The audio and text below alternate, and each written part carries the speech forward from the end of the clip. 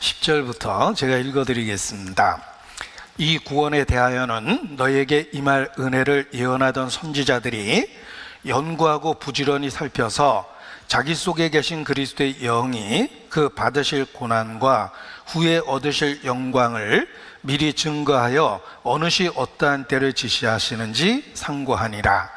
이 섬긴 바가 자기를 위한 것이 아니요 너희를 위한 것임이 계시로 알게 되었으니 이는 하늘로부터 보내신 성령을 힘입어 복음을 전하는 자들로 이제 너희에게 고한 것이요 천사들도 살펴보기를 원하는 것이니라. 8절 9절 베드로전서 1장 8절 9절은 함께 읽겠습니다. 예수를 너희가 보지 못하였으나 사랑하는도다. 이제도 보지 못하나 믿고 말할 수 없는 영광스러운 즐거움으로 기뻐하니 믿음의 결국 곧 영혼의 구원을 받음이라. 살다 보면 지금 알고 있는 것을 예전에 알았더라면 참 좋았을 텐데 라는 그런 것들이 있습니다.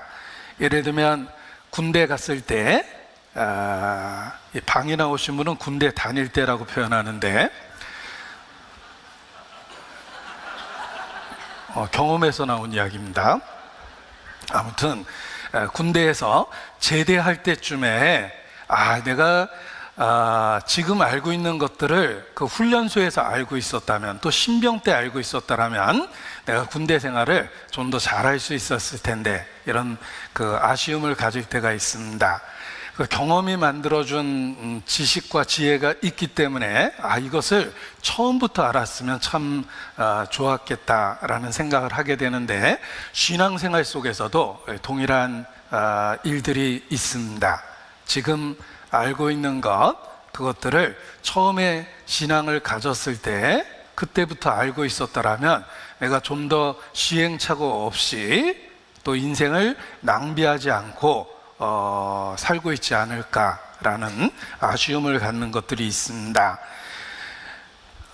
특별히 구원과 관련해서 그러한 내용들이 많이 있는데 오늘 구원과 관련해서 꼭 알아야 될 내용들 그리고 시행착오를 통해서 경험을 통해서 아는 것이 아니라 미리 알았으면 참 좋았겠다라는 것들을 정리해서 말씀을 드리고자 합니다.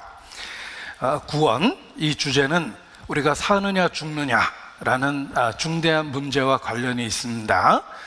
유명한 표현처럼 to be or not to be, that is problem.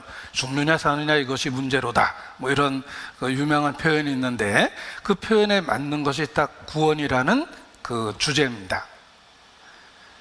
우리가 하나님 앞에 사느냐 죽느냐를 결정하는 문제이기 때문에 그렇습니다. 가장 중요한 문제이기 때문에 우리의 구세주의 이름이 하나님이 직접 지어주신 이름입니다. 예수, 구원이란 뜻입니다. 구원이 우리 모두에게 중요하기 때문에 구세주의 이름도 직접적으로 구원이라고 이렇게 선언해 주신 것입니다. 혹 이렇게 중요한 구원에 대한 것을 작게 여기거나 또는 어떤 반복되는 메시지를 통해서 그것을 조롱하는 듯한 그런 비난하는 듯한 표현을 하는 것은 참으로 어리석은 것입니다. 아이가 어리면 어릴수록 중요한 것을 중요하지 않게 여기는 그런 성향이 있는데 영적으로도 그렇습니다. 우리가 참으로 깨어있고 성장했다면 중요한 것을 중요하게 인식을 합니다. 특별히 구원과 관련한 주제가 그러합니다. 그 구원에 대한 이야기를 소홀히 여기는 것은 우리 본성 깊숙이 있는 그 에서와 같은 속성 때문이라고 생각을 합니다. 에서는 장자의 명분을 경홀히 여겼다라고 되어 있습니다. 그는 팥죽 한 그릇에 장자의 명분을 팔았습니다.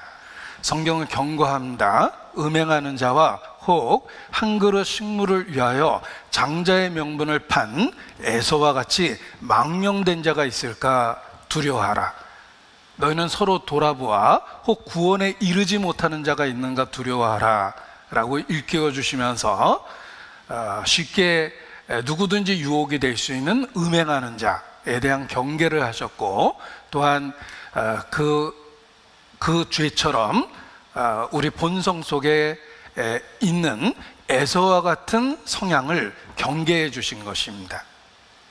에서는 어디 멀리 우리와 별도로 존재하는 것이 아니라 우리 본성 속에, 우리의 죄성 속에, 우리 아담 안에서 물려받은 그 본성 속에 에서의 속성이 있습니다. 따라서 우리 마음 속에 우리도 모르게 그 반복되는 메시지를 통해서 그 중요성을 오히려 소홀히 여길 수 있고, 또 이미 알고 있다는 생각 때문에 더더욱 그 중요성을 소홀히 여길 때가 있습니다. 그것이 우리 본성 속에 있는 에서의 속성 때문에 그렇습니다. 그러나 누구든지 위기를 경험해 보면, 또 언제 우리에게 다가올지 모르는 죽음을 생각해 보면, 우리 구세주의 이름이 왜 직접적으로 구원이라고 선언되어 있는지를 절실하게 깨닫게 됩니다. 우리는 사실 늘 죽음이라는 가능성 속에서 매일의 삶을 살고 있습니다. 다윗이 믿음의 사람이 된 이유 중에 하나는 나와 사망은 한 걸음뿐이니이다 라는 깨달음 속에서 그는 하나님 마음에 합한 사람이라고 평가받는 그 믿음을 갖게 된 것입니다. 하나님은 우리의 내일을 감추시고 하나님의 절대적인 주권 아래 두셨습니다. 따라서 우리가 피조물이고 하나님에 의해서 존재하며 매일의 삶이 은혜의 결과라는 것을 잊지 않도록 하셨습니다. 나와 사망은 한 걸음뿐이니이다. 우리는 그 죽음의 가능성 앞에서 구원이 참으로 우리에게 가장 중요하고 소중한 문제라는 것을 다시 확인하게 됩니다. 우리에게 주어진 그 구원,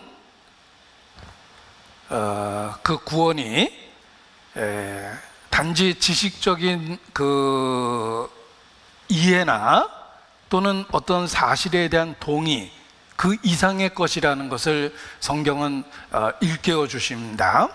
구원에 대한 지식을 단지 얻은 것이 아니고 어떤 이론적인 신학적인 그 개념을 우리가 받아들인 것, 그 이상의 개념이 있다는 것입니다.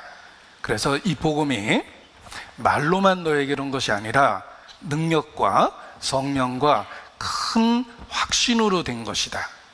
이렇게 우리에게 이루어진 구원이 성령의 능력을 따라 우리 마음에 믿어진 사실이라는 것을 이렇게 일깨워주고 있습니다. 이 본문에 표시하고 데살로니가 후서 1장 10절입니다. 데살로니가 후서 1장 10절 가로친 부분만 읽어보겠습니다. 함께 읽겠습니다. 우리의 증거가 너희에게 믿어졌음이라. 그리스도와 관련된 것들이 우리 마음에 믿어졌다는 것 자체가 단지 말로만 우리에게 이르렀기 때문이 아닙니다. 복음이 믿어지는 그 뒤에는 성령의 역사하심과 계시가 있었습니다. 그래서 다시 본문 베드로전서에 보면, 베드로전서 1장 12절에 보면 두 개의 단어를 주목해 보십시오. 계시라는 단어와 성령이라는 단어가 있습니다. 너희를 위한 것임이 계시로 알게 되었다. 성령을 힘입어 복음을 전한다. 계시라는 단어와 성령이라는 단어를 주목해 보면 이 복음이 믿어진 이유가 성령의 역사로 계시되었기 때문입니다.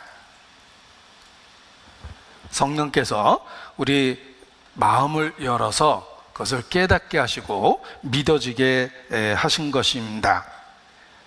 그래서 성령의 역사가 없으면 복음적으로 동의한다 하더라도 그 복음의 능력을 체험하지 못하는 사람들이 많이 있습니다.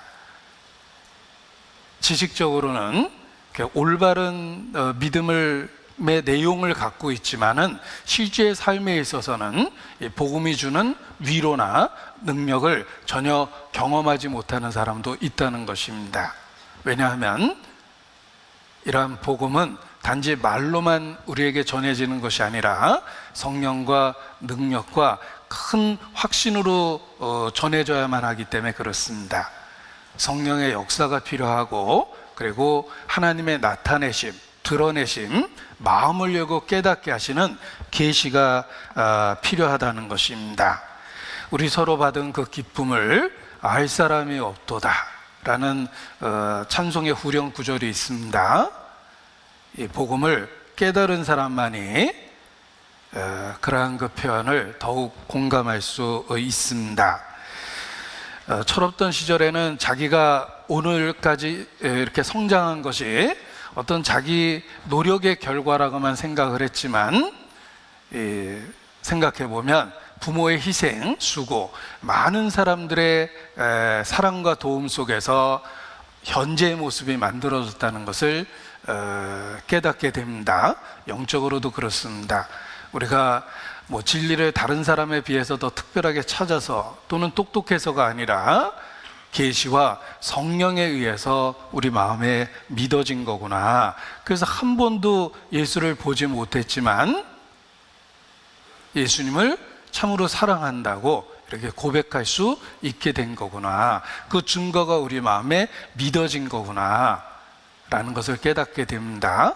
그래서 성경에 믿는다라는 표현도 있지만 믿어진다라는 표현도 많이 있습니다. 믿음을 주셨다라는 표현, 믿어졌다라는 표현도 많이 있는데, 우리의 믿음이 단지 나의 결단과 결심, 나의 이해력을 바탕으로 주어진 게 아니라 계시와 성령에 의해서 정말 믿어진 거구나. 그래서 한 번도 보지 못했던 예수님을 마음에 사랑하게 되고 주님이 내 인생의 전부처럼 그렇게 여겨지는 거구나, 이런 생각을 하게 됩니다.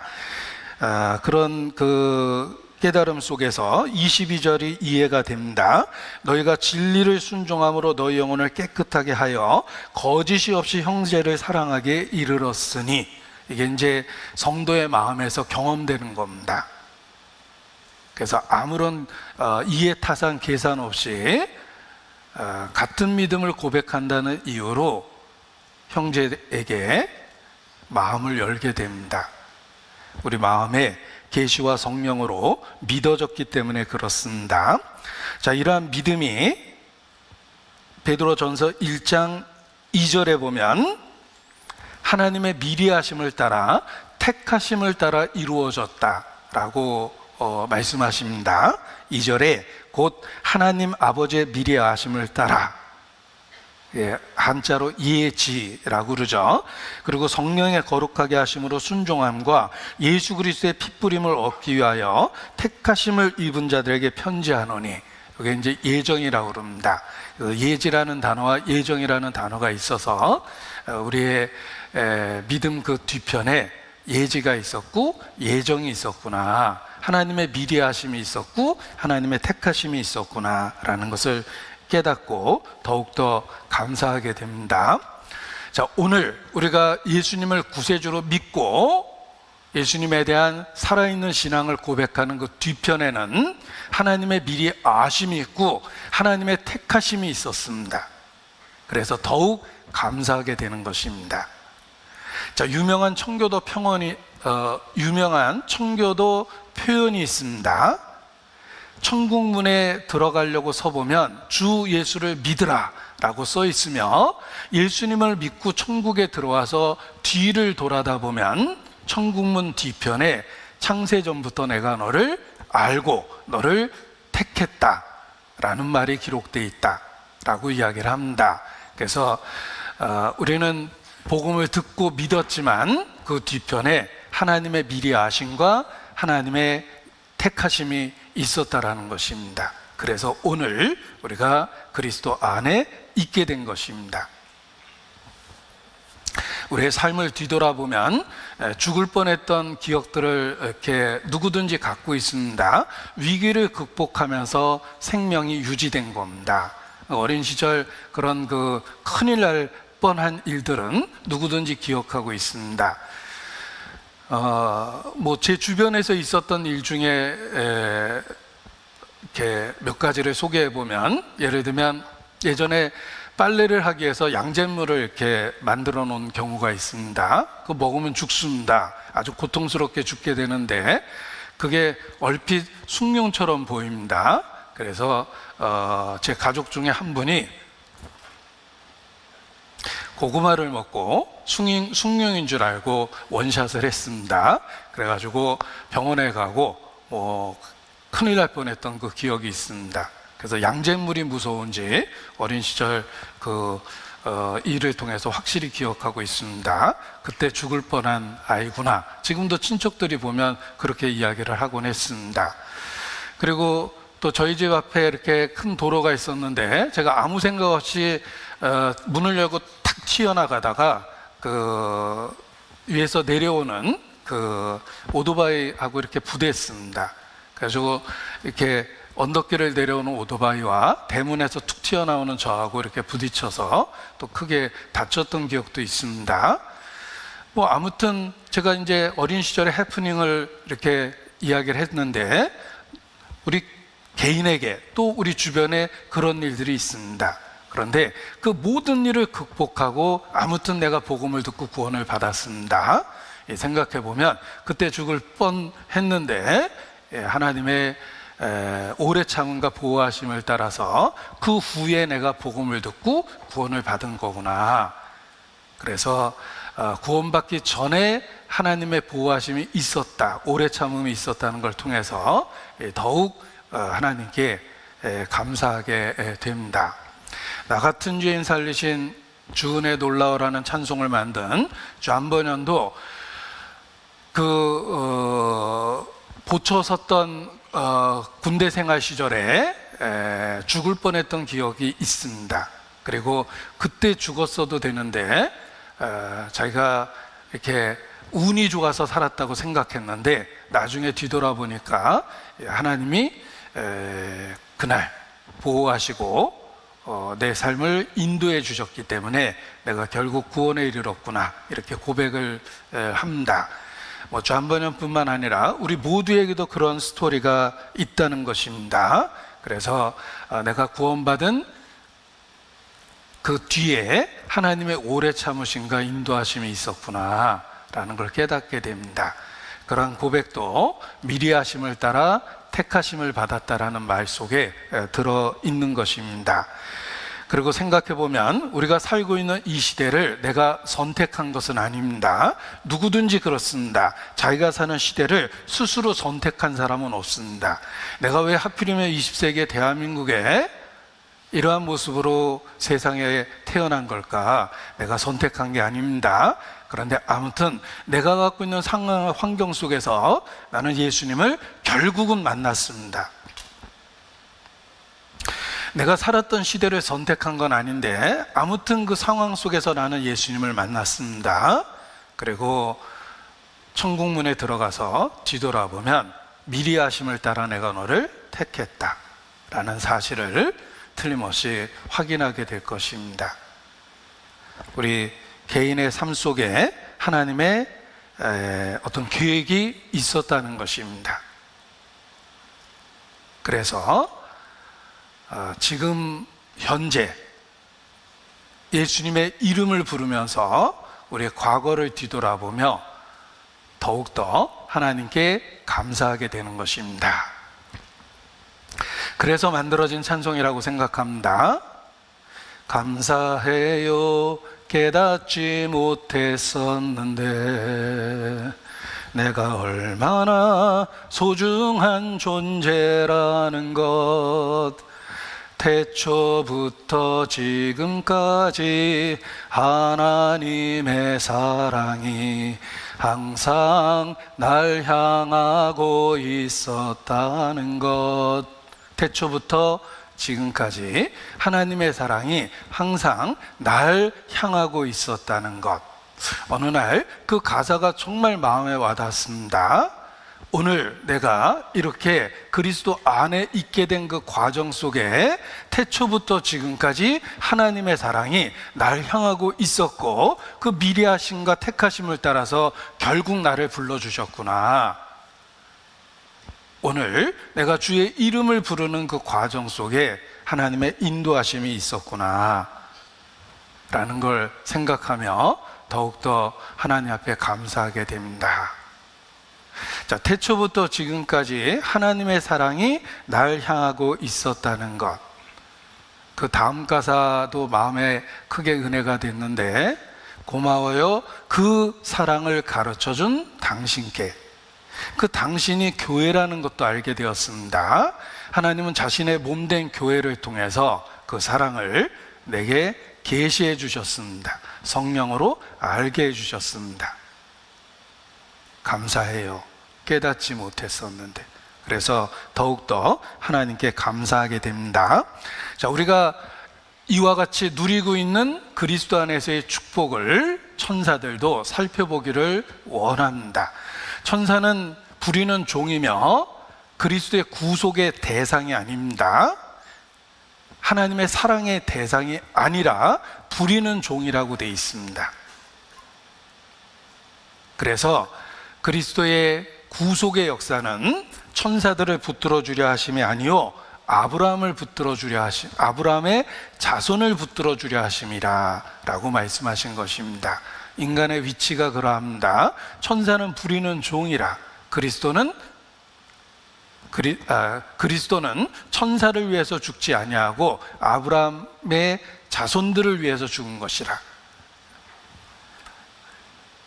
이 교회의 위치가 천사보다 더 위에 있다는 것을 가르쳐주며 그리스도와 함께 영광을 누리게 될 거라고 말씀해 주십니다. 그래서 12절에 보면 천사들도 살펴보기를 원하는 것이다 이렇게 표현했습니다.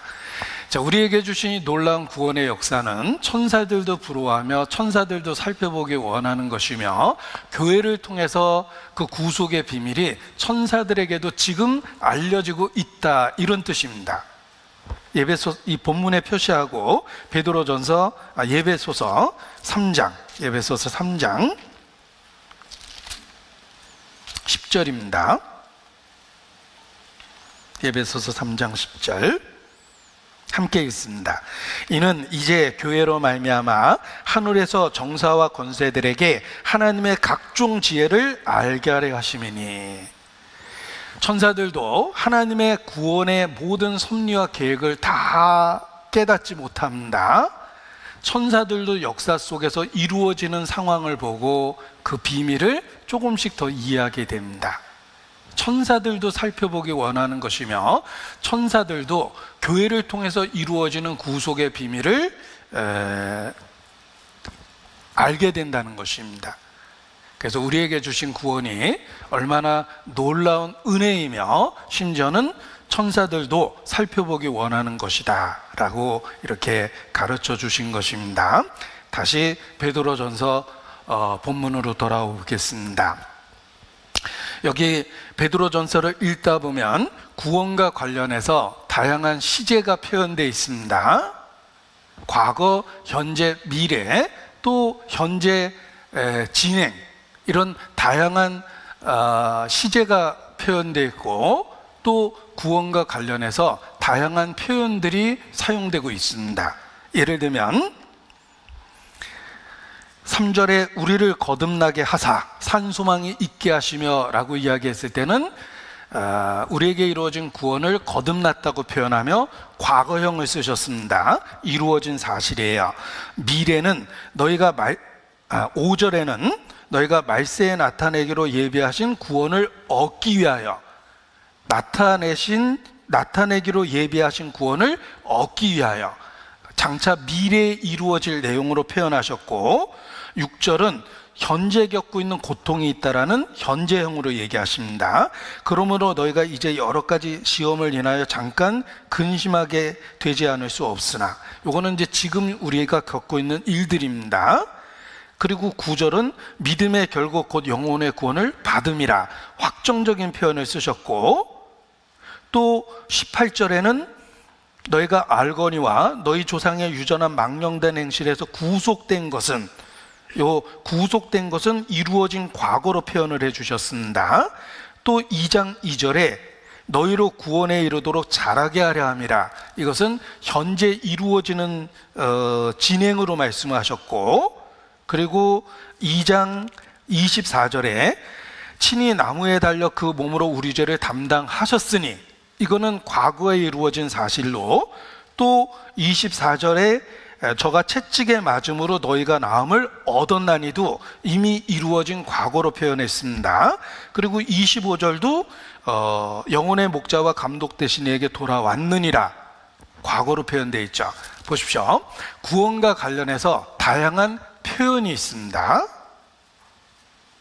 하나님께로 돌아왔다, 또 너희가 거듭났다, 너희가 나음을 입었다, 구원을 얻었다, 뭐 다양한 표현이 있습니다. 그리고 그 표현 속에 다양한 시제가 있습니다. 과거가 있고, 현재가 있고, 미래가 있고, 또한 현재 진행이 있습니다.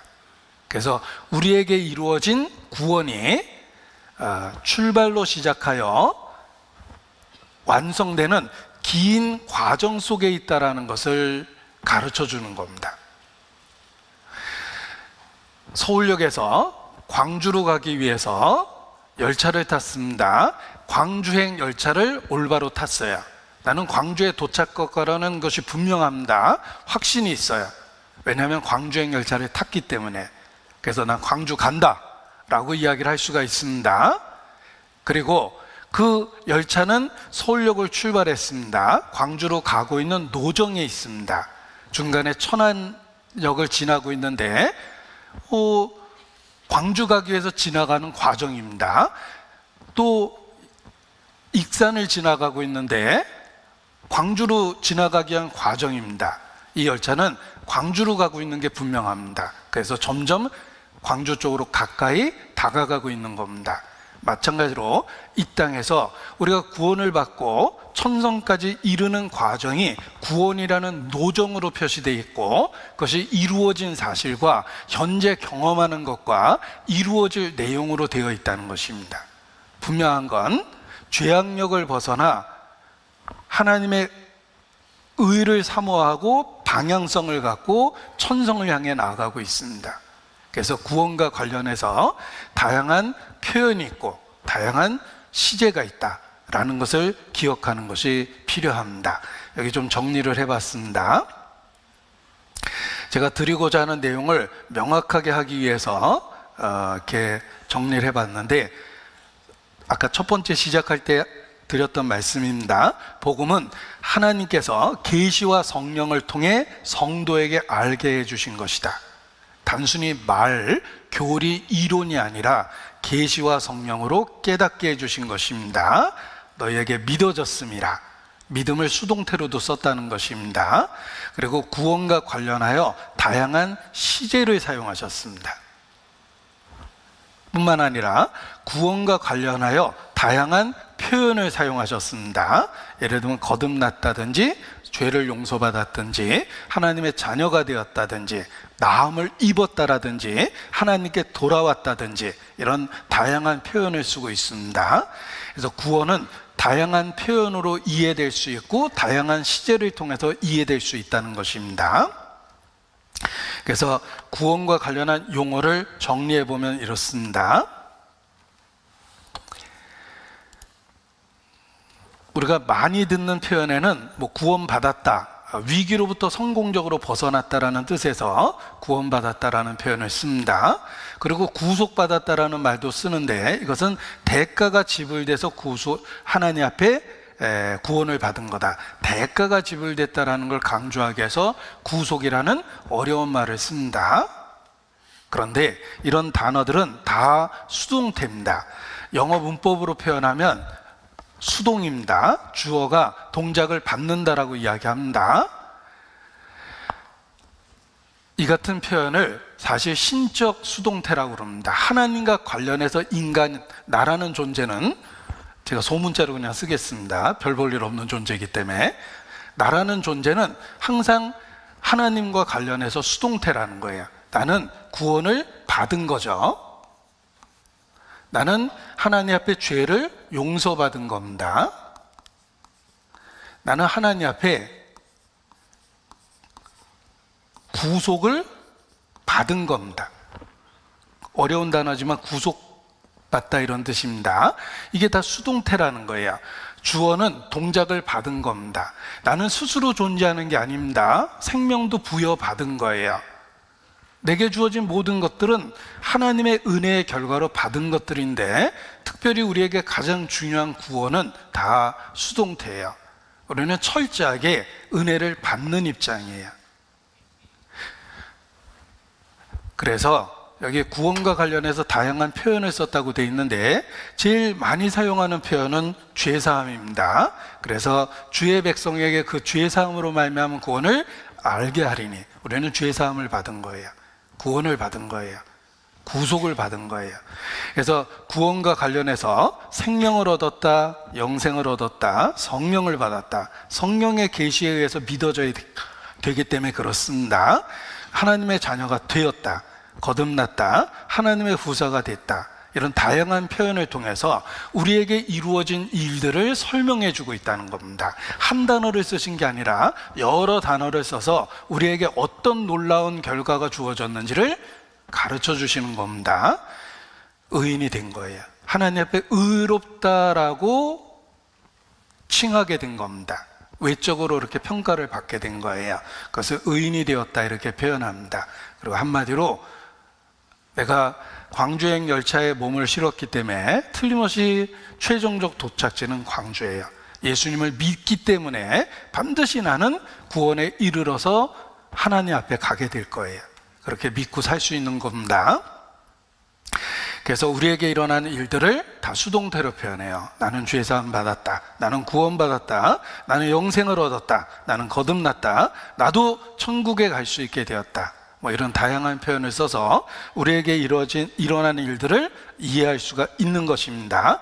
그리고 뿐만 아니라 우리에게 일어난 일이 다양한 표현을 썼다고 그랬죠. 그 다양한 표현을 여기 이렇게 정리해 본 겁니다. 자, 보십시오. 한마디로 예수님을 믿었어요. 예수님을 믿는다라는 말은 예수님과 운명 공동체가 돼서 예수님과 분리될 수 없는 연합을 이루었다는 뜻입니다. 내가 예수님을 믿었다는 말을 구체적으로 표현하면 예수님과 연합이 돼서 분리될 수 없는 관계를 갖게 된 거예요. 그리고 그 예수님을 믿은 그 믿음 뒤에 이런 다양한 그 용어들이 있습니다. 좀 어렵지만 이 용어가 설명하고 있는 내용은 큰 교훈이 됩니다. 내가 예수님을 믿는다라는 말에는 하나님이 나를 불러주신 거예요. 복음으로. 내가 분명하게 복음이 있는 시대에 태어나서 복음을 듣고 반응을 했습니다. 복음을 듣고 거듭났는데 거듭날 수 있었던 이유가 회개하고 믿었던 겁니다. 그래서 이 말을 합쳐서 회심했다 이렇게 표현을 하는데, 내가 예수님을 믿고서 하나님 앞에 법적으로 의롭담을 받았어요. 하나님의 양자, 자녀가 됐어요. 원래 자녀가 아닌데 자녀가 돼서 양자가 된 겁니다. 그리고 성령을 따라 살아가는, 성령이 나를 인도하시는 거룩한 생활을 하고 있습니다. 성령과 동행하고 있어요. 그리고 하나님은 나를 지키시고 보호하고 굳게 하고 지켜내십니다. 이 견인이라는 말이 굳게 보존하다라는 뜻입니다. 견인차의 견인이 아닙니다. 이 영어로는 perseverance라고 그러는데 보존하고 굳게 하다 이런 뜻입니다. 그리고 마침내 우리를 천국에 데려가실 거예요. 영화롭게 된다 그럽니다. 그래서 우리에게 일어나는 일들을 이렇게 용어를 만들어서 정리를 해본 겁니다. 지금 이렇게 동그랗게 표현했는데 예수님을 믿을 때 생기는 일들을 한 번에 확 표현을 한 겁니다. 이거를 시간이라는 순서에다 이렇게 나열해 보면 이와 같습니다. 그래서 현재, 과거가 있고 현재 진행적인 게 있고 앞으로 이루어질 내용이 있죠. 그러니까 구원이 다양한 시제를 통해서 쓰여진 겁니다. 여기 소명, 중생, 믿음, 회심, 칭의, 양자, 성화, 견인, 영화. 자, 그런데 여기에도 이제 흔히 말하는 교파별로 주장하는 차이가 있습니다. 예를 들면 하나님이 내가 구원받을 것을 알고 계시다라는 건 예지인데, 예지가 먼저냐 예정이 먼저냐. 그래서 예지, 예정 그러면 감리교도고, 예정, 예지, 예정을 앞세우면은 장로교도가 된다라고 이야기를 합니다. 그리고 장로교와 감리교의 결정적인 차이는 쓸데없는 얘기입니다. 장로교의 칼빈은 거듭났기 때문에 회개하게 된다라고 이야기를 하고, 웨슬레는 회개했기 때문에 거듭나게 된다라고 순서를 다르게 이야기를 합니다. 어려운 이야기니까 이렇게 표현해 보죠. 제가 총을 창문을 향해서 쐈습니다. 와장창하고 창문이 깨졌어요. 그리고 창문 바깥에 있었던 적이 총을 맞았습니다. 그런데 분석을 해보면, 보십시오. 제가 총을 쐈습니다. 총을 쐈으니까 적이 맞은 거죠. 근데 창문을 통과했는데 창문이 깨져서 총알이 나간 걸까? 아니면 총알이 나가니까 창문이 깨진 것일까? 정답을 아시는 분은? 네. 이거 하루 종일 생각해도요, 얼핏 생각하면 그게 그거 같은데, 이게 또 논리적으로 시간 순서를 생각하면은 마구 헷갈립니다. 그런데 결론은 쓸데없는 이야기를 하는 거예요. 이거는 시간적인 순서를 이야기하는 게 아니라, 창문 바깥에 있는 적이 총을 맞은 거는 창문이 깨진 일도 있고 총알이 나간 일도 있어요. 내가 총을 쏜 일도 있고, 그 일 속에 다 있었던 일인데 이걸 시간 순서를 정하려고 그러면서 거기서 교리적인 싸움이 생기고 서로 담을 쌓고 왕래하지 않고, 자기와 똑같은 생각을 갖고 있는 사람들끼리 모여서 스스로 우월의식을 갖고 자기와 다른 생각을 갖고 있는 사람들을 낮추고, 이런 갈등이 생긴 겁니다. 그 이유가 있습니다. 이 놀라운 진리를 실제 경험과 삶으로 받아들이면 어려운 게 아니에요. 내가 예수님을 믿은 뒤에는 회개도 있고 회심도 있고 거듭남도 있고 성령의 역사도 있고 다 있는 거예요. 근데 이것을 경험과 체험으로 하는 게 아니라 머리와 말로만 하려고 그러니까 논쟁거리가 생기는 겁니다. 논쟁이 많은 사람일수록 틀림없이 천국에서 찾아보기 어려울 거다, 이런 생각을 합니다. 왜냐하면 핵심을 잃어버린 거예요. 경험을 하면 그냥 다 받아들일 수 있는 내용을 머리로만 이해하려고 그러고 말로만 정의하려고 그러니까 자기 주장이 생기고 자기 고집이 생기고 자기와 다르면 심지어는 적으로 여기는 겁니다. 그래서 교리적 논쟁이 많은 사람일수록 신앙적인 수준이 어리다 라고 감히 이야기할 수가 있는 거예요. 예수 그리스도는 우리의 개인의 체험으로, 경험으로 알게 되는 거예요. 그리고 내가 예수님을 믿고 보니까 아까 말씀드린 신학적인 그 여러 상황들이 그 안에 다 있었던 겁니다. 그런데 이것을 머리로만 분석하고 말로만 이야기하면 논쟁거리가 되는 거예요. 그래서 진리는 진리인데 그 진리를 자신의 것으로 체험적으로 받아들이는 사람은 그게 실제로 이루어진 일이기 때문에 논리적인 순서가 중요한 게 아니에요.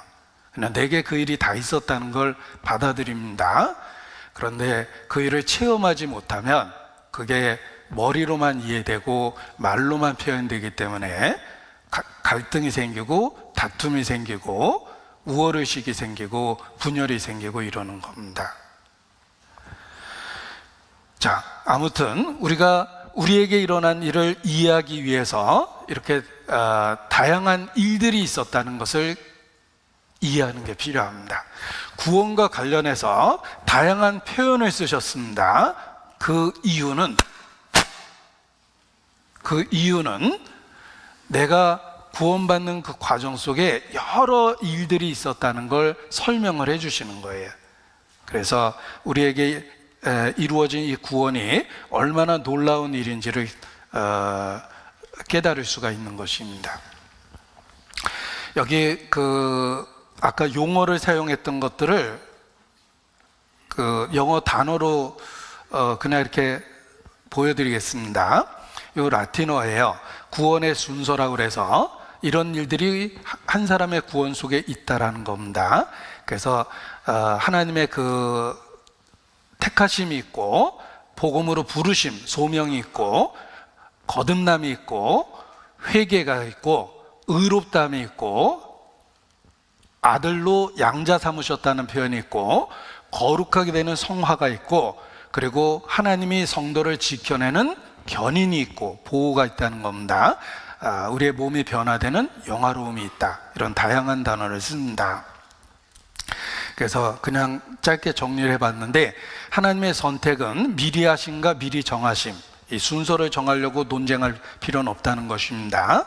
하나님의 선택, 하나님께서 창세전에 택정하신 예정의 사실이 있고, 또 하나님이 어느 날 복음으로 분명하게 불러주시는 부르심이 있다.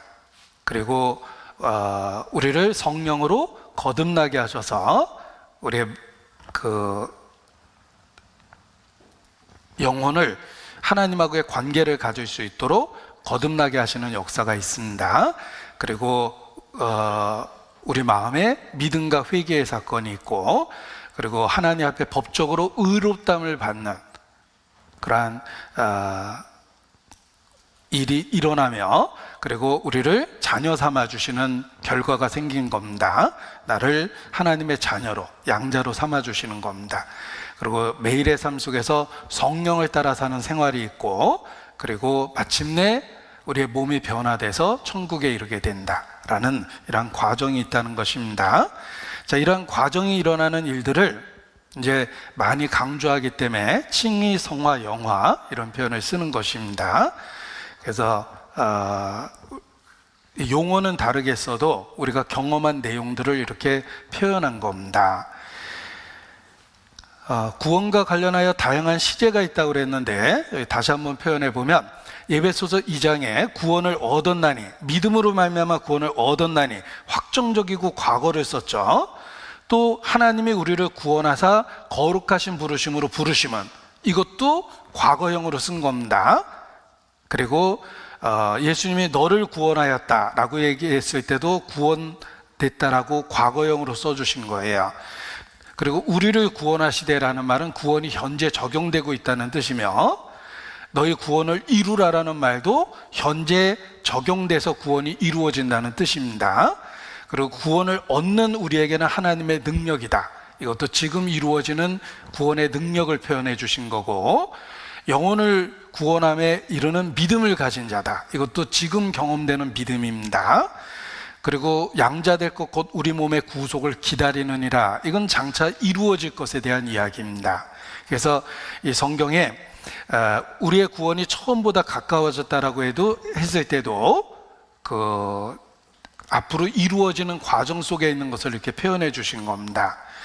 자, 구원과 관련해서 이렇게 다양한 표현을 써주신 것은 우리가 그 구원의 노정 아래에 있다는 것을 가르쳐 주는 것입니다.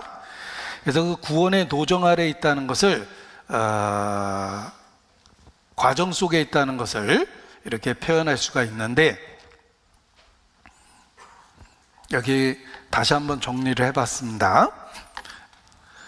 저희가 신학적인 용어를 교회 안에서 사용을 잘 안 하기 때문에 되게 영혼 구원, 또 생활 구원, 또는 몸의 구원, 이렇게 풀이된 말로 주로 이렇게 많이 들었습니다. 그걸 이제 구원의 3단계라고 그래요. 표현은 달라도 다 똑같은 이야기를 하고 있는 겁니다. 자, 구원과 관련해서 다양한 시제가 사용되고 있다라는 것입니다. 과거, 현재, 미래가 사용되며, 죄의 형벌과 관련해서는 과거형을 씁니다. 그리스도는 죄값을 갚으셨어요. 다 이루었다라고 얘기했을 때 그리스도는 속죄 사역을 완성하고 우리의 죄값을 배나 갚으신 것입니다. 형벌을 갚아주신 거예요. 그리고 구원을 이루라라고 표현했을 때는 현재 죄와의 싸움이 있고 그 죄와 싸워서 이겨야 된다라는 것입니다. 그리고 구원을 받을 것이라고 이야기할 때는 우리 몸에 붙어있는 그 죄성으로부터 벗어나게 될 거다 라는 뜻입니다. 그래서 이것을 설명하기 위해서 몸의 구원, 그러니까 그 영혼 구원, 몸의 생활 구원, 몸의 구원, 이런 표현을 쓴 겁니다. 그리고 생각해 보면 예수님이 이 땅에 오심으로 인해서 죄의 형벌을 갚아주셨습니다. 그리고 성령의 오심으로 인해서 죄와의 싸움이 시작됐고, 주님이 재림하심으로 인해서 우리 몸이 변화될 거예요. 예수 그리스도의 역사 속에 이러한 내용이 들어있는 겁니다. 그리고 우리가 많이 사용하는 표현은 죄값을 갚아줬다라는 것은 영혼의 구원을 받았다라는 표현이며, 그리고 구원을 이루라 라고 표현해 주셨을 때는 현재 삶 속에서 죄와의 싸움이 있다라는 것을 이야기하고 생활 속에서 구원이 이루어져야 된다라는 뜻이며, 그리고 우리 몸이 실제로 변화되는 것은 주님이 재림하실 때이기 때문에 그때 영화가 이루어진다, 몸의 변화가 일어난다, 이렇게 표현을 하는 겁니다. 그래서 저희 안에서 설명해 줄 때는 주로 구원의 3단계, 그래서 영혼 구원, 생활 구원, 몸의 구원, 이런 표현을 쓰고, 신학적인 용어로 사용할 때는 칭의, 성화, 영화, 이런 단어를 쓰는 겁니다. 그런데 실제로는 다 같은 것을 설명하고 있다는 뜻입니다. 이것이 성경에 나타난 구원과 관련한 내용입니다. 자, 그런데 베드로전서 1장 9절을 다시 보시겠습니다. 베드로전서 1장 9절. 제가 복잡하고 어려운 이야기를 했지만 꼭 알아야 될 내용이라고 말씀을 드렸습니다. 베드로전서 1장 9절, 9절만 같이 읽죠. 믿음의 결국 곧 영혼의 구원을 받음이라. 자, 이 표현을 보십시오. 믿음의 결국 곧 영혼의 구원을 받음이라. 이 말은 일단은 내용이 확정적입니다. 구원을 받았다라는 확정적 의미를 주고 있어요. 제가 아까 서울역에서 광주 가기로 결심을 하고 광주행 열차를 탔습니다. 광주행 열차를 타고 열차 안에 있기 때문에 틀림없이 광주에 도착할 거예요. 우리가 예수 그리스도를 통해서 구원을 받았다라고 이야기할 때 확정적인 표현을 쓰는 이유가 그것입니다. 아직 도착한 건 아니죠. 그러나 예수님을 믿으면 구원의 확정적인 약속이 있다라는 거예요. 그리스도 안에서 구원의 확실한 약속이 있습니다. 그래서 확정적인 표현을 쓴 거예요. 그런데 오늘의 핵심입니다. 믿음의 결국 곧 영혼의 구원을 받음이라는 말이, 영혼의 구원을 받았다는 말을 동사를 분석해 보면 어느 언어든지 과거, 현재, 미래가 아주 분명합니다. 그런데 놀랍게도 현재 진행형을 사용하고 있다는 거예요. 이 구원을 받았다라는 여기에 표현이 보십시오. 영혼의 구원을 받음이라는 표현이 영어 번역에도 for you are receiving, 현재 이루어지고 있는 과정을 표현했어요. 그래서 you are receiving, 너희가 구원을 받고 있다라고 번역을 한 겁니다. 이유가 있습니다. 확정적이지만 현재 진행형으로 표현했죠. 여기에서 받음이라 번역된 말은 중간태의 현재 분사로서 구원이 지금도 실현 과정에 있음을 강조한다. 성도는 믿음으로 구원을 받고 확정적으로 표현하셨습니다. 그 실현 과정에 있다.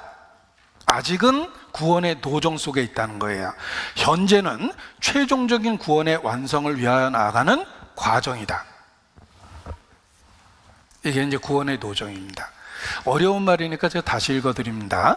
영혼의 구원을 받음이라, you are receiving, 현재 진행형으로 표현했습니다.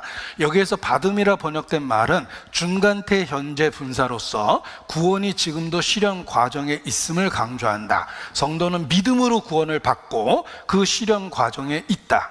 현재는 최종적인 구원의 완성을 위하여 나가는 과정이다.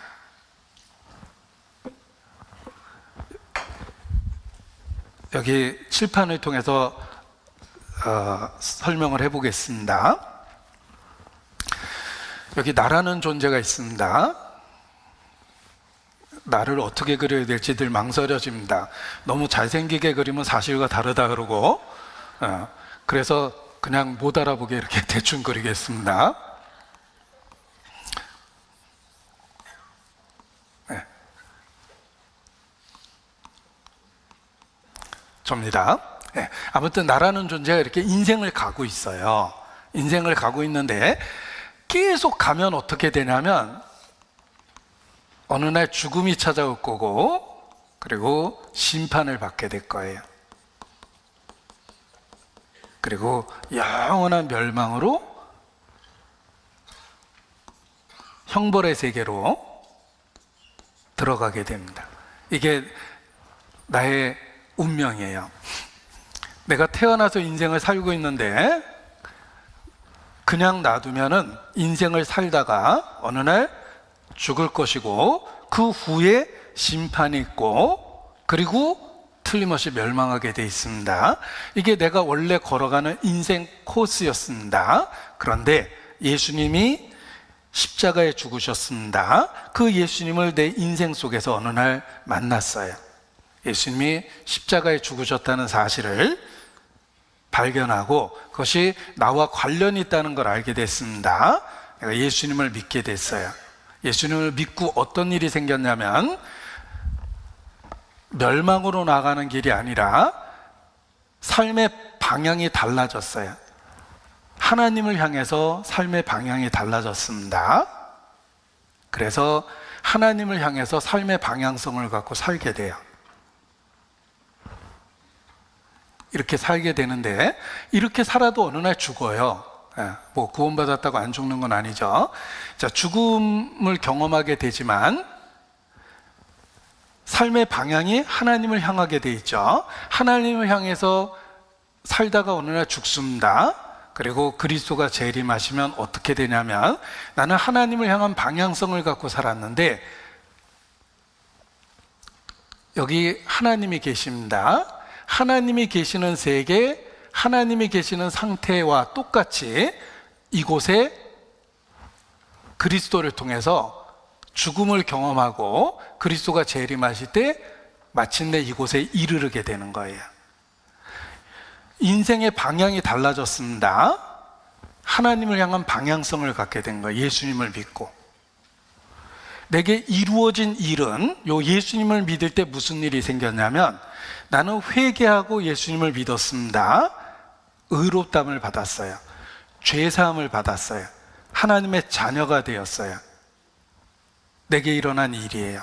그리고 지금은 방향성을 갖고 인생을 이렇게 살아가고 있는 거예요. 그리고 아직 하나님이 계시는 그 목표에 가기에는 한참 부족하죠. 한참 부족한데 어느 날 그리스도가 재림하면 나를 한 번에 저쪽으로 옮겨 놓으시는 거예요. 우리의 몸을 변화시키세요. 그래서 그리스도 재림 때 이루어지는 영화로움이 이루어지는 거예요. 그리고 지금은 성령을 따라 살아가는 거룩한 생활이 방향성을 갖고 있다는 거예요. 그리고 구원받는 순간에 이루어진 것이, 내가 회개하고 예수님을 믿었죠. 의롭다함을 받았어요. 하나님의 자녀가 되었어요. 또 거듭났어요. 하나님의 돌보심을 경험하고 있어요. 이런 일들이 내가 구원받을 때 일어난 일이에요. 그리고 지금 성령을 따라 사는 생활을 하고 있는 겁니다. 그래서 성도에게는 큰 변화가 생겼다는 거예요. 원래 가야 될 길에서 방향이 바뀌어졌죠? 멸망을 향한 길에서 벗어나서 생명을 향한 길로 옮겨간 거예요. 그리고 지금 그 길을 가고 있는데, 도착할 곳은 저 멀리 있습니다. 저 멀리 배는 시온성이잖아요. 그런데 그리스도의 재림을 통해서 우리가 영화롭게 변화되면서 한 번에 저기에 가게 되는 거예요. 하나님의 능력으로 몸의 변화를 경험하게 됩니다. 자, 그림을 이렇게 그리고 이제 또 한 가지 설명드릴 내용이 있습니다. 제가 여기를 직선으로 그렸지만 이건 이상적인 형태고, 실제 삶에 있어서는 이 그림을 정밀하게 들여다보면 이 줄이 어떻게 생겼냐면 이렇게 생긴 거예요. 나는 때로는 정상적으로 쭉 성장하면 좋겠는데, 때로는 낙심하고 실망하고 신앙에 병이 들고 이런 일을 겪어요.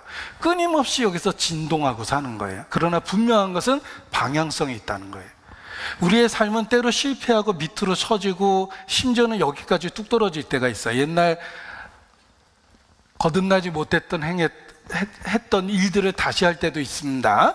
그러나 분명한 건 방향성을 갖고 올라가고 있다는 거예요. 이게 다른 거예요.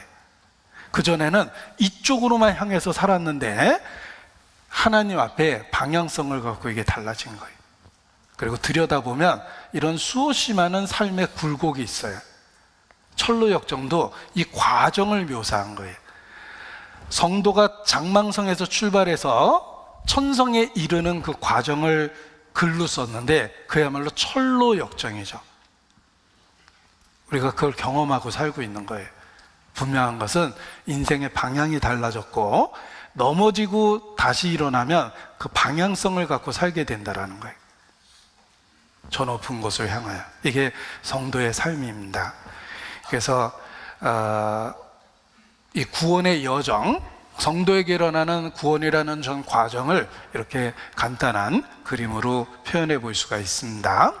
그리고 꼭 알아야 될 또 하나의 내용이 있습니다.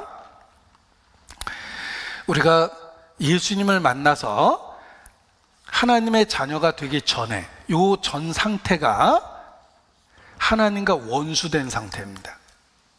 하나님의 자녀가 아니에요. 하나님은 자기 자녀를 지옥으로 보내지 않습니다. 여호와 증인은 지옥은 없다. 왜냐하면 하나님은 사랑이시며 어느 부모가 자기 자식을 꺼지지 않는 불에 태우냐. 따라서 하나님은 자기의 자녀를 절대 지옥에 보내지 않기 때문에 지옥은 비유적인 것이며 실제로 존재하지 않는다. 여호와 증인이 그렇게 얘기하고 그 영향을 받은 제7 안식교도 지옥이 없다라고 그럽니다. 그래서 지옥을 이야기하는 것은 오히려 하나님을 잔인한 하나님으로 만드는 것이다. 시간 속에서 지은 죄를 하나님이 영원히 형벌하시는가? 인간이 죄를 지어봤자 100년인데 영원한 형벌을 하시는가? 이렇게 이야기를 합니다. 그러나 하나님은 자기 자녀를 지옥에 보내지 않습니다. 누가 지옥에 가냐면 진노의 자식, 하나님과 원수된 자들. 마귀를 지옥에 보내실 때 마귀와 같은 부류를 지옥에 보내는 거예요. 인간이 구원을 받지 못하면 마귀와 동유입니다. 인간은 구원을 받지 못한 상태, 자연인의 상태에서는 마귀와 동류예요. 마귀가 하는 일을 인간이 똑같이 해요. 인간 역사를 보십시오. 마귀가 하는 짓이 구체적으로 인간 역사 속에 드러나 있습니다. 인간 역사 끔찍하잖아요. 그 끔찍한 인간 역사는 인간이 마귀와 동류라는 뜻이에요. 마귀가 하는 짓을 다 해요. 상황과 환경이 주어지면 인간은 마귀가 하는 일을 다 합니다. 하나님은 자기 자녀를 지옥에 보내는 게 아니라 하나님과 원수, 진노의 자식을 지옥에 보내는데, 인간이 구원받기 전에는 십자가를 통해서 신분이 바뀌기 전에는 하나님과 원수된 상태며 마귀 자식이라는 거예요. 유대인은 그걸 몰랐습니다. 그래서 예수님이 죄를 지적하니까 우리는 음란한 데서 나지 아니하였으니 우리 아버지는 하나님이시니이다. 당신이 왜 우리를 모독하십니까? 이렇게 항변합니다. 그때 예수께서 정말 충격적인 이야기를 하셨습니다. 그들은 자신들이 하나님의 자녀라고 자부했습니다. 우리 아버지는 한 분이시니 하나님이시니이다 라고 이야기하는 유대인들에게 너희 아비는 마귀니라, 너희도 너희 아비 행사를 행하는도다, 이렇게 이야기합니다. 그러니까 유대인이 더 분노한 거예요. 인간은 마귀 자식이에요. 마귀가 하는 일을 다 하고 있어요. 요한복음 8장. 요한복음 8장.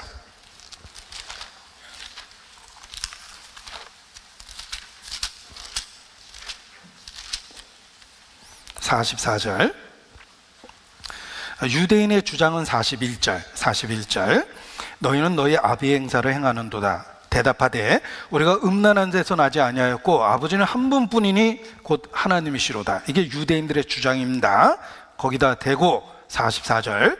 너희는 너희 아비 마귀에게서 났으니 너희 아비의 욕심을 너희도 행하고자 하느니라. 저는 처음부터 살인한 자여 그 진리가 그 속에 없으므로 진리에 서지 못하고 거짓을 말할 때마다 제 것으로 말하나니 이는 저가 거짓말장이여 거짓의 아비가 되었음이니라. 너희 아비는 마귀니라. 그들의 영적인 실태를 예수께서 폭로하셨습니다. 그렇습니다. 거듭나지 못한 사람, 자연인은 마귀 자식이에요. 이게 좀 표현이 그래서 그렇지 그게 영적인 실체입니다. 우리는 마귀가 하는 일을 다 했어요. 자, 회교도는 그 개념이 좀 있습니다. 회교도는 감히 알라신을 절대로 아버지를 안 부릅니다. 회교도가 알라신을 부르는 99가지 호칭이 있다고 연구되어 있습니다. 그 99가지 호칭 중에 회교도는 절대로 알라신을 아버지라고 안 불러요. 왜? 아버지라고 부르는 순간 알라신을 모독하는 거예요. 감히. 여러분, 제가 동네를 외출했는데 동네 강아지들이 저를 쫓아다닙니다. 그러면서 저한테 아빠 그러고 있어요. 그게 영화롭습니까? 개망신이죠. 개가 나보고 아빠 그러면 나를 개라고 그러는 거예요. 여러분, 알라신을 아버지라고 부르는 순간 알라신을 모독하는 거예요. 감히 네가. 회교도는 신에 대한 그 경외심이 있기 때문에 절대로 알라신을 아버지라고 못 불러요. 그건 신과 맞먹겠다는 뜻이에요. 인간은 태생적으로 마귀 자식입니다. 그래서 양자된다 그러는 거예요. 거듭날 때 비로소 하나님의 자녀가 되는 거예요. 우리가 왜 반드시 끔찍한 십자가를 통해서 하나님께 나아가야 되는가? 죽지 않으면 해결될 문제가 있어서 그래요. 그게 죄예요. 죽지 않으면 해결되지 않을 문제가 죄예요. 그래서 예수님이 끔찍하게 죽은 거예요. 내가 십자가에 못 박힌 예수님을 구세주로 믿을 수밖에 없는 이유는 나의 태생적인 이 상황이 하나님의 자녀로 바뀌기 위해서는 죽음이 필요한 거예요. 보십시오. 제가 비극적인 사회 뉴스 하나를 소개를 해드리겠습니다. 5살 먹은 아들이 있어요. 아빠는 그 아이가 태어날 때부터 얼마나 사랑했는지 모릅니다. 그런데 어느 날 충격적인 사실을 알게 됐어요. 그 5살 먹은 자기 아들이 자기 자식이 아니었어요. 아내가 바람이 나서 딴 남자 씨를 갖고 아기가 태어난 거예요. 그 남자가 얼마나 충격을 받았겠습니까? 아내에 대한 분노, 정조를 지키지 않은 아내에 대한 분노와 자식이라고 사랑했던 그 자식에 대한 엄청난 갈등이 생긴 거예요. 여러분, 그 아이 입장에서 생각해 보십시오. 그 아이가 무슨 죄가 있겠습니까? 자기에게 가장 5년 동안 사랑을 베풀어준 아버지가 자기 친아버지가 아니라는 뜻이죠. 그리고 자신의 존재가 자기에게 사랑을 준 아버지에게 가장 고통과 슬픔의 존재가 된 거예요. 그 아이의 이 마음이 붕괴될 수밖에 없잖아요. 자기에게 가장 큰 사랑을 준 아버지가 그 아버지에 대해서 자신의 존재가 슬픔과 고통과 갈등의 원인이 된 거예요. 정말 죽어버리고 싶을 거예요. 인간이 그래요. 인간이 태생적으로 마귀 자식이에요. 마귀가 하는 일을 다 하고 있죠. 그런데 내 존재로부터 창조주가 나한테 은혜만 베푸셨어요. 선을 갖고 나를 대하셨어요. 근데 내 존재 자체가 하나님께 고통이 되고 갈등이 되고 슬픔이 돼요. 진짜 죽고 싶잖아요. 그래서 죽음이 필요한 거예요. 이거는 죽음만 해결할 수 있는 거예요. 그리스도는 죽음이라는 방법을 통해서 우리를 전혀 다른 캐릭터로 바꿔주신 거예요. 하나님의 자녀가 되는 거예요. 여러분, 태생적으로는 절대 하나님의 자녀가 아닙니다. 진노의 자식이에요. 공중의 권세 잡은 자를 따랐습니다. 영접하는 자, 그 이름을 믿는 자에게는 하나님의 자녀가 되는 권세를 주셨어요. 이 되는이라는 말은 비로소 됐다라는 뜻이에요. 그 전에는 하나님과 원수였는데 이건 그리스도의 십자가만이 해결할 수 있어요. 그 원수된 속성을 하나님의 자녀로 바꿔놓기 위해서는 죽음이 필요했던 거예요. 이 비극을 해결할 수 있는 방법이에요. 그래서 그리스도는 죽음을 통해서 우리의 신분 세탁을 해준 거예요. 그리고 진짜 자녀가 되게 하셨어요. 나는 너에게 아버지가 되고 너희는 내게 자녀가 되리라. 진리의 말씀으로 너희를 낳았느니라. 십자가만이 태생적인 이 저주된 속성을 바꾸어줄 수 있었던 거예요. 나는 태생적으로 하나님과 원수입니다. 내 안에 나의 창조주가 제일 싫어하는 것들이 가득해요. 그게 죄성이에요. 그런데 십자가는 나의 죽음을 선언해요. 예수님의 죽음을 통해서 내 죽음이 이루어졌다고 죽음을 선언합니다. 그리고 전혀 다른 신분을 은혜로 주셔요. 자녀가 되는 거예요. 그래서 죄를 깨달았을 때, 죄성을 깨달았을 때 왜 십자가가 인간을 받아줄 수 있는 유일한 방법인지를 받아들이게 되는 거예요. 이건 죽어야지 해결될 문제거든요. 그리고 그리스도의 능력은 부활을 통해서 우리에게 새로운 신분을 주신 거예요. 구원 이후에 비로소 하나님의 자녀가 되었다예요. 그 이전에는 나는 하나님과 원수된 상태였고 태성적인 죄성이 가득했고 하나님은 나를 가장 혐오스러운 존재로 고통스럽게 바라봤어요. 그러나 예수님 안에서 의롭다 하시고 하나님의 능력이죠. 부활의 능력을 따라 하나님의 자녀가 되도록 하신 거예요. 신분의 변화가 생긴 거예요. 그래서 내가 구원 받은 이후에 비로소 하나님의 자녀가 되는 거구나. 태생적으로 나에게는 하나님에게 고통을 주는 죄성이 가득하구나. 그래서 십자가가 내게 반드시 필요하구나 라는 것을 깨닫게 됩니다. 내가 예수님을 믿을 수밖에 없는 이유죠. 지금도 그 증거가 가득해요. 내 속에 아직도 타고난 죄성이라는 게 있어요. 이것은 반드시 십자가를 통해서 그리스도 안에서 하나님께 나아가야 된다는 절대적 이유가 돼요. 그래서 구원 이후에 비로소 하나님의 자녀가 되었다. 이게 아주 중요합니다. 그리고 로마서 6장입니다.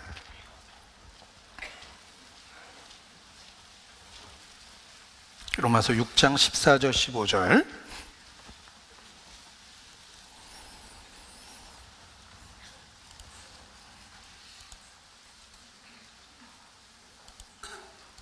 로마서 6장 14절 15절 같이 읽겠습니다. 죄가 너희를 주관하지 못하리니 이는 너희가 법 아래 있지 아니하고 은혜 아래 있음이니라. 그런즉 어찌하리요? 우리가 법 아래 있지 아니하고 은혜 아래 있으니 죄를 지으려 그럴 수 없느니라. 여기 대조적인 표현이 있죠. 법 아래 있다, 은혜 아래 있다, 법 아래 있다, 은혜 아래 있다. 이 표현이 분명합니다. 법과 은혜의 개념을 분명하게 대조시켜가면서 우리에게 어떤 일이 일어났는지를 설명해 주고 있습니다. 법과 은혜의 관계도 아셔야 됩니다. 보십시오. 법 아래 있다.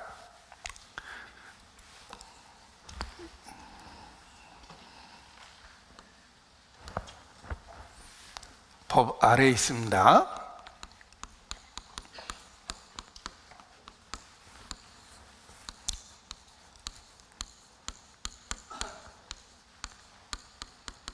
그리고 은혜 아래에 있습니다.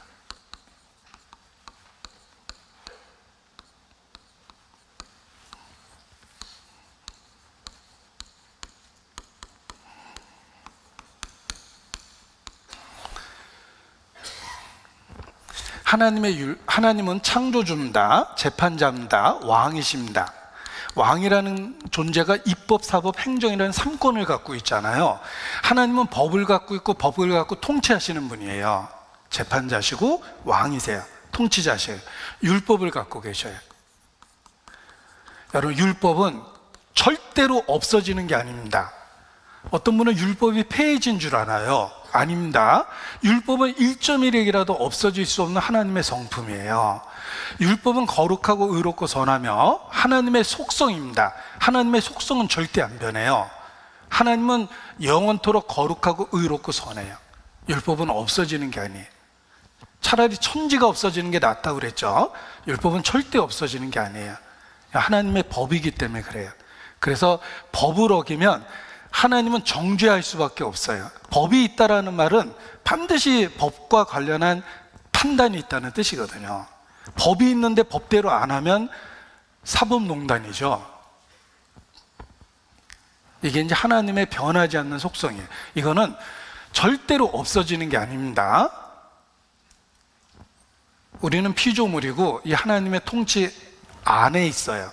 따라서 율법의 영향을 받을 수밖에 없어요. 죄삭은 사망이에요. 100% 죽습니다. 예외가 없어요. 이 율법을 굳게 세우고 붙잡아야지만 십자가가 반드시 필요하다는 이유가 되는 거예요. 왜 하필 하나님은 인간을 반드시 십자가를 통해서 받아주는 것일까? 법 때문에 그래요. 법이 무너질 수가 없기 때문에 그래요.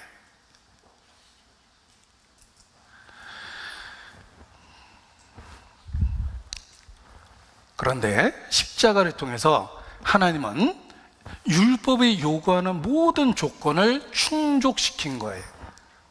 율법이 없어진 게 아니라 은혜를 통해서 율법이 요구하는 조건을 다 충족시킨 거예요. 그게 십자가예요. 그래서 율법은 폐해지는 게 아니라 이루어지는 거예요. 율법을 지키기 위해서 그리스도는 죽어야만 했던 거예요. 우리가 십자가만이 유일한 구원의 길이라고 주장할 수 있는 이유는 하나님의 율법은 절대 폐하여지는 것이 아니다 라는 개념을 같이 갖고 있는 거예요. 하나님의 율법은 절대로 1.1핵이라도 없어질 수가 없어요.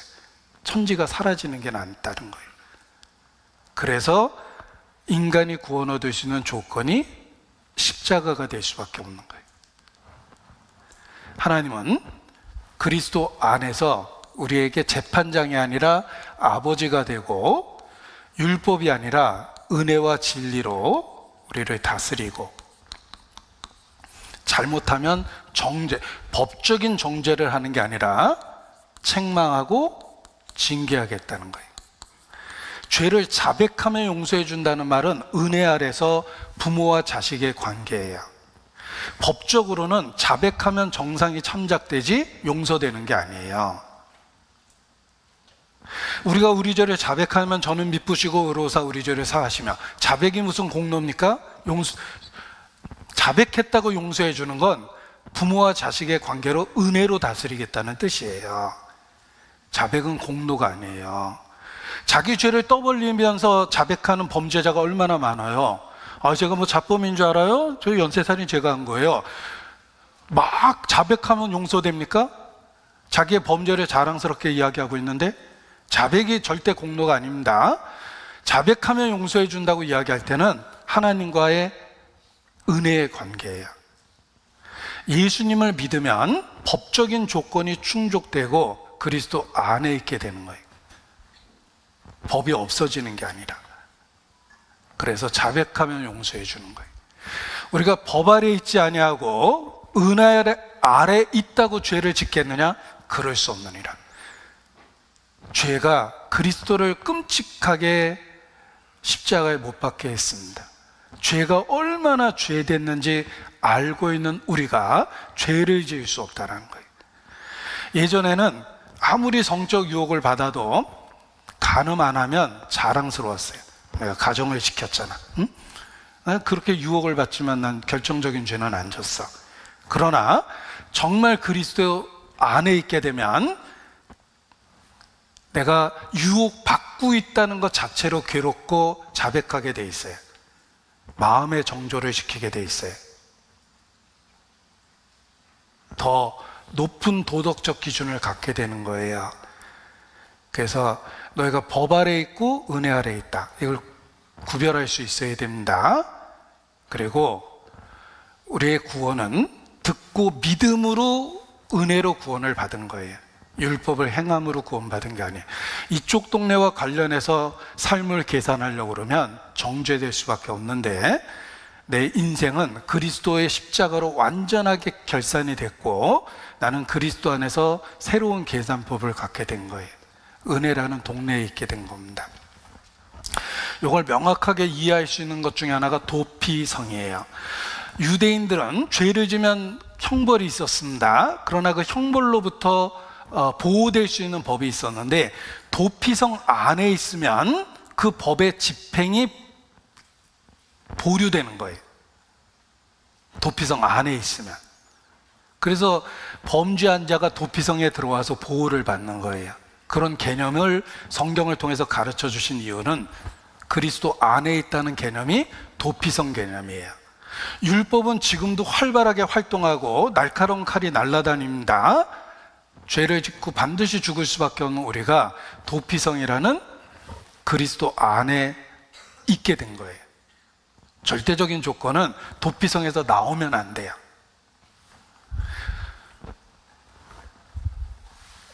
그래서 법과 은혜의 개념을 이렇게 분명하게 구별할 수 있어야 됩니다. 그리고 또 하나 구별해야 되는 것 중에 하나가 구원을 받았다라는 것이 의롭담을 받았다 그랬죠. 법적인 신분을 얻었다는 뜻이에요. 이걸 포지션이라고 합니다. 법적인 신분을 얻게 된 거예요. 자, 예를 들면 제가 미국 시민권을 신청해서 얻었습니다. 시민권을 받았어요. 나는 이제 미국 시민권이 생겼습니다. 나의 법적인 위치가 미국 사람이 됐어요. 네. 그런데 아직 영어를 잘 못해요. 네. 그리고 외모는 순수한 메이드 인 코리아죠. 네. 외모도 메이드 인 코리아고 영어도 잘 못하는데 법적으로 나는 미국 사람이 됐어요. 네. 법적인 신분을 얻었어요. 하나님의 자녀가 됐고 나는 의인이 됐고 상속자가 됐습니다. 나의 포지션이에요. 법적인 포지션이에요. 그런데 이 땅에 있는 한은 아직 상태가 컨디션이라고 합니다. 아직도 작용하는 죄성을 갖고 있어요. 나는 법적으로 하나님 앞에 의롭담을 받은 의인이 됐어요. 법적으로 의롭담을 받았어요. 그런데 아직은 상태가 죄성이 있어요. 요거 구별할 수 있어야 됩니다. 베드로전서 3장입니다. 베드로전서 3장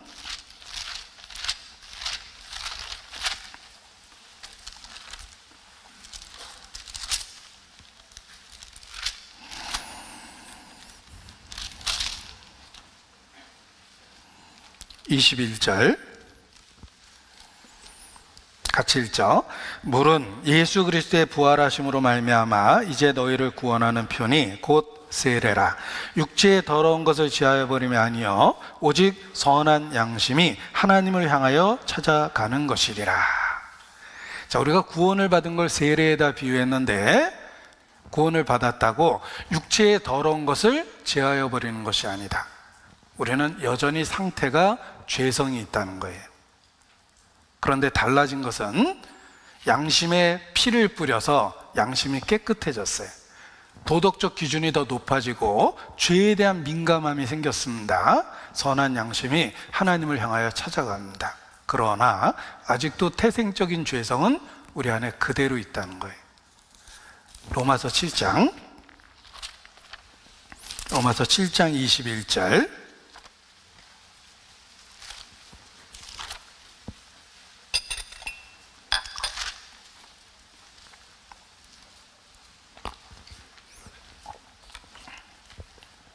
같이 읽습니다. 그러므로 내가 한 법을 깨달았노니 곧 선을 행하기 원하는 나에게 악이 함께 있는 것이로다. 어느 날 명확하게 깨닫습니다. 내가 깨달았다고 그랬죠? 몰랐다가 알게 됐는데 내 속에 선을 행하기 원하는 나에게 악이 함께 있다는 걸 알게 됩니다. 그래서 이러한 경험을 명확하게 하게 되는데 22절 내 속사람으로는 하나님의 법을 즐거워하되 내 지체 속에서 한 다른 법이 내 마음의 법과 싸워 내 지체 속에 있는 죄의 법 아래로 나를 사로잡아 오는 것을 보는 도다. 매일의 삶에서 봅니다. 내가 어떤 일을 하려고 할 때 내가 그걸 보고 있어요. 선을 행하기 원하는 나에게 악이 함께 있기 때문에 두 개의 전혀 다른 속성이 서로 갈등하고 다투는 걸 항상 보게 돼요. 그게 그리스도인 마음속에서 일어나는 전쟁입니다. 우리 속에 그런 일이 일어나요. 그래서 어떤 일이 생기냐면 선을 행할 때에도 더 높은 선에 대한 기준을 갖고 자기를 정죄하기도 하고, 악을 행할 때에는 양심이 민감하게 활동해서 고통과 갈등을 더 크게 만들어요. 우리 안에 이 갈등이 생기는 거예요. 그 끊임없는 갈등을 보는 도다. 매일의 삶 속에서 봅니다.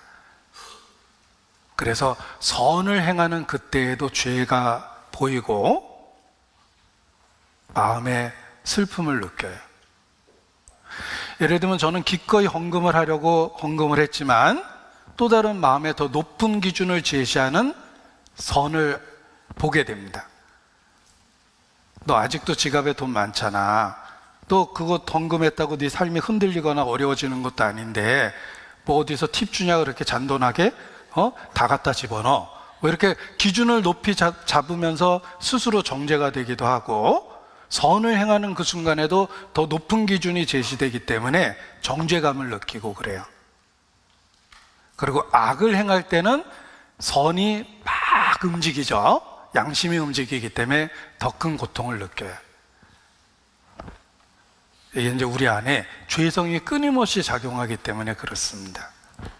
자, 이렇게 설명해 볼 수 있습니다. 보세요. 어느 나라에 왕자가 있었는데 왕자를 잃어버렸어요. 어떻게 하다 왕자를 잃어버렸습니다. 다행히 10년 만에 찾았어요. 10년 만에 찾아놓으니까 이 왕자의 상태가 거지가 돼 있었어요. 그런데 왕자를 찾았죠? 다시 왕자가 됐어요. 신분이 왕자예요. 그전에는 거지인 줄 알았거든요. 자, 왕자를 다시 찾아서 왕자가 됐습니다. 신분이 왕자예요. 그런데 거지 생활 10년 해놓으니까 영 상태가 거지예요. 그래서 궁궐에서 늘 깡통 차고 이렇게 돌아다녀요. 응? 음식도 꼭 떨어진 거 주워 먹고, 저는 이래야지 소화가 돼요 뭐 이러고. 자, 이제 상태가 영 거지입니다. 예, 왕은 말합니다. 아들아, 너는 왕자가 되었어. 넌 거지가 아니야. 넌 왕자가 되었으니까 왕자답게 살아야 돼. 오늘부터 왕자로서 어떻게 살아야 될지 교육을 받도록 해라. 자, 한순간에 왕자답게 바뀌지는 않지만 분명한 건 신분이 생겨서 신분에 맞게 점점 변화된다는 거예요. 왕자가 되었기 때문에 왕자답게 바뀌어야 될 이유가 생겼습니다. 자, 왕은 이렇게 얘기하진 않습니다. 너 왕자답게 완벽하게 언행을 바꾸면 그때 왕자 시켜줄게, 이 거지야. 이러진 않죠. 그러니까 왕자답게 바뀌면 왕자를 시켜주는 게 아니라 왕자라는 신분을 주고 왕자답게 바뀌라고 이야기하는 거예요. 보십시오.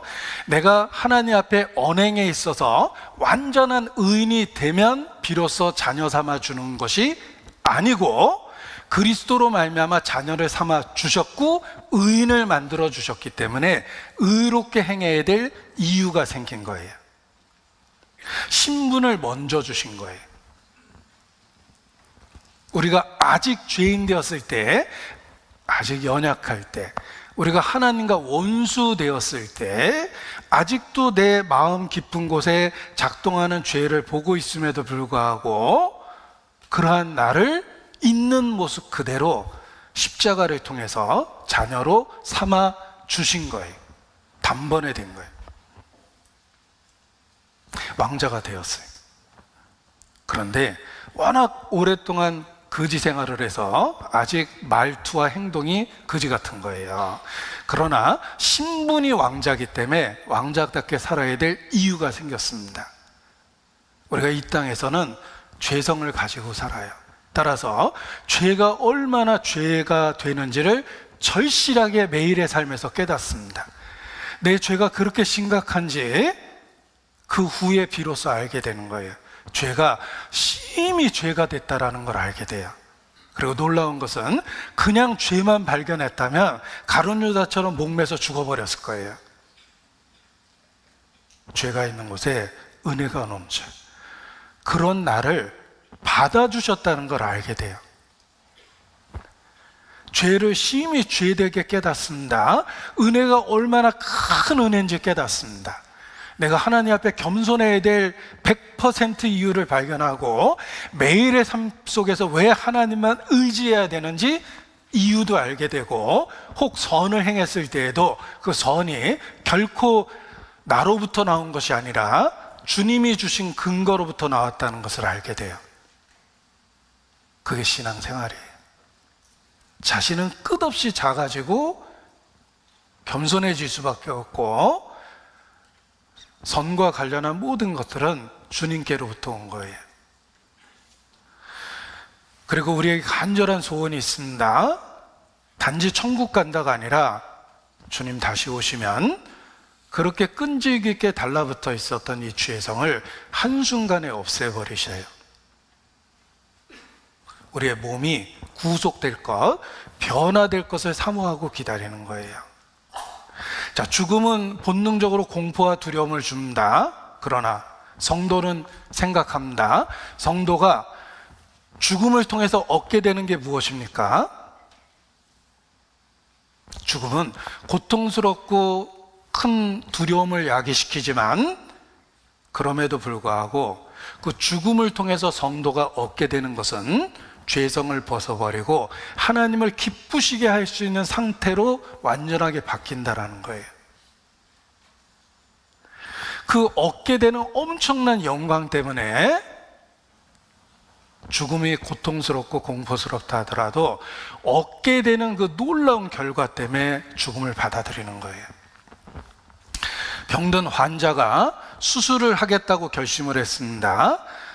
그게 구체적으로 생각하면 몸을 가르고 큰 고통을 지불해야 되는 거잖아요. 근데 그걸 하겠다고 결심한 이유는 수술을 통해서 얻게 되는 결과가 너무 희망적이기 때문에 기꺼이 수술대 위에 누운 겁니다. 죽음이 그렇습니다. 우리가 죽음에 대한 공포를 없앨 수 있는 방법은 죽음을 통과해서 얻게 되는 것들을 사모하면 죽음도 불사할 수 있는 거예요. 조선시대에 하나님을 믿게 된 한 그리스도인은 순교당했습니다. 망나니가 칼을 휘둘러서 목을 자르죠. 한 번에 잘라줄 수 있도록 뇌물도 먹인대요. 그렇지 않으면 죽어가면서 엄청난 고통을 느끼면서 죽게 된대요. 그런데 어떤 부탁을 했냐면, 나는 엎어져 죽지 않고 하늘을 보고 죽겠습니다. 내게 그걸 허락해 주십시오. 그리고 하늘을 보고 마지막 그 순간에 땅을 보고 죽은 게 아니라 내가 갈 천국을 바라보고 죽음을 맞이했다는 그 순교 일화가 있습니다. 여러분, 그 칼을 휘두른 망나니를 바라보면서 죽음을 맞이하는 건 심리적인 엄청난 공포였을 거예요. 그럼에도 불구하고 죽음 이후에 얻을 것을 생각하니까 그런 죽음도 불사했던 거예요. 우리도 마찬가지입니다. 우리는 본능적으로 죽음에 대한 두려움과 공포를 갖고 있지만 죽음을 통과해서 얻게 될 걸 사모하고 살아보십시오. 사망아, 너의 쏘는 것이 어디 있느냐? 사망에 대해서 담대해져요. 왜냐하면 그 이후 누리게 될 것들을 생각하면 그 과정도 기꺼이 받아들이겠다는 마음이 있는 거예요. 왜 하나님께서 역사 속에서 끔찍한 죽음들을 순교를 허락하셨을까? 역설적이지만 하나님이 예비하신 것이 너무 크고 놀랍고 완전하기 때문에 그런 끔찍한 죽음을 허락하신 거예요. 하나님이 그 후에 주실 것이 너무 크고 놀랍기 때문에 순교자들의 죽음을 허락하신 거예요. 오히려 역설적이지만 끔찍한 죽음 앞에서 더 큰 목소리로 찬송할 수 있습니다. 왕의 자녀를 만들어 주셨고 왕의 자녀답게 살아야 된다고 요구하십니다. 너희 구원을 이루라. 구원받은 사람답게 살아야 될 이유가 있어요. 그리고 구원받은 사람답게 살 수 있도록 경건의 수단과 도구를 주셨어요. 이게 청교도들이 쓴 표현입니다. 경건의 수단과 도구가 우리가 그렇게 강조하는 기도생활, 말씀생활, 성도 간에 함께하는 교제생활, 그리고 우리가 믿고 있는 것을 전하는 전도생활, 그것이 청교도들도 강조했던 경건의 수단입니다. 하나님의 자녀답게 살 수 있도록 구체적인 수단과 방법과 도구를 주신 것입니다. 자, 오늘 먼저 알았으면 좋았을 것들을 이야기 드리고 싶었습니다. 우리는 방향성을 갖고 흔들리고 진동하고 넘어질지라도 저 높은 곳을 향하여 가고 있다. 구원의 노정 속에 있다라는 이야기를 드렸고, 그리고 구원 이후에 비로소 하나님의 자녀가 되는 것이며 그 이전에는 진노의 자식이었다는 우리의 과거를 정확하게 알자는 것입니다. 그리고 법 아래에 있다는 의미와 은혜 아래에 있다는 의미도 이해해야 되고, 또 상태와 신분에 대한 구별도 할 수 있어야 됩니다. 그런데 이렇게 정리돼야 될 내용을 저 개인적으로도 구원받은 이후에 꽤 오랜 후에 정리가 됐습니다. 그래서 미리 알았더라면 내가 더 혼란을 겪지는 않았을 텐데 라는 게 늘 아쉬웠기 때문에 오늘 구원과 관련해서 꼭 알아야 될 내용들을 말씀을 드렸습니다.